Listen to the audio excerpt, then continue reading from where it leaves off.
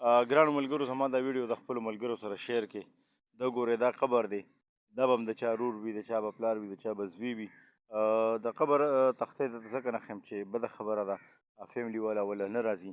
خو زه د میاشت نه زیاتو شو چې زه دا وینم چې دا قبر غورځېدلی دی، په دې کې دا سوري دی او دا دغه شان پروت دی. نو ګرانو ملګرو یو بعضې خلک داسې زلمي هلکان نوجوانان جنکۍ هلکان داسې دي چې هغه وایي چې د سبا نه به پنځه وخته مونځ شروع کوم او د سبا نه به پنځه وخته مونځ شروع کوم او په دې کې د هغې هغه ژوند ختم شي او هغه د دې دنیا نه رحلت وکړي او دا قبرستان دی چې بیا دلته راشي. او ګرانو ملګرو بعضې داسې خلک دي چې هغې کمبخته او کمینه وي چې د پردو د مظلومانو او د بېوسو خلکو حقونه وي او بیا یې سبا بچي په سیر روژو کې هم نه یادي. ګرانو ملګرو دې قبر ته وګورئ. د خدای خاطر وکړئ دا ویډیو د خپلو ملګرو سره شیر هم کړئ. عابد جان یم.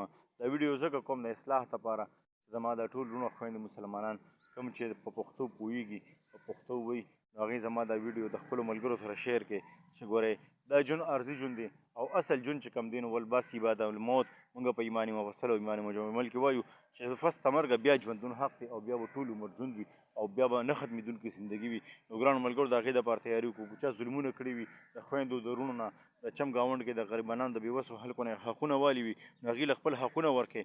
او کم خلک چې دا وایي چې د سبا نه به مونځ شروع کوم د سبا نه به مونځ شروع کوم د خدای خاطر وکړئ هم د نن نه پنځه وخته مونځ شروع کړئ او هر څه چې کوم دي هغه بس په مونځ کې دي او هغه په تلاوت او په قرآن کې دي. جو نہ جھک سکا وہ نہ پا سکا یہی سلسلہ ہر دور ہے نه تیرا خدا کوئی اور ہے نه میرا خدا کوئی اور ہے. ګرانو ملګرو دا د چارسدې مقبره ده. په دې کې ډېر داسې خلک شته چې هغې به ظلمونه کړي وي او پردي حقونه پردي مالونه به یې خوړي نن په دې مقبره کې پراته دي او خپل بچي به یې تپوس هم نه کوي. نو ګرانو ملګرو پردي حقونه مه خورئ. که چا د خویندو نه حق نیولي که چا د وروڼو نه حق نیولي که چا په چم ګاونډ کې د بېوسو نه حق نیولي خپل حقونه وله ورکړئ. دا ژوند یو څو ورځې ژوند دی او بیا اصل زندګي چې کومه ده دا د مرګ نه پس ده. نو ګرانو ملګرو د دې دپاره تیاري وکړئ. چېرته چې اوسئ ښاد وباد او خوشحاله اوسئ. یو جهان مننه. ویډیو د عابد جان د طرفه.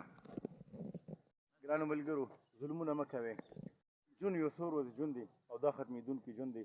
نو د نبي کریم صلی الله علیه وسلم خواږه امتیان جوړ شئ او د فلسطین د مسلمانانو لپاره دعا وکړئ چې د هغې خوارانو نن سبا دونه بره حالات دي او داسې سخت حالات دي.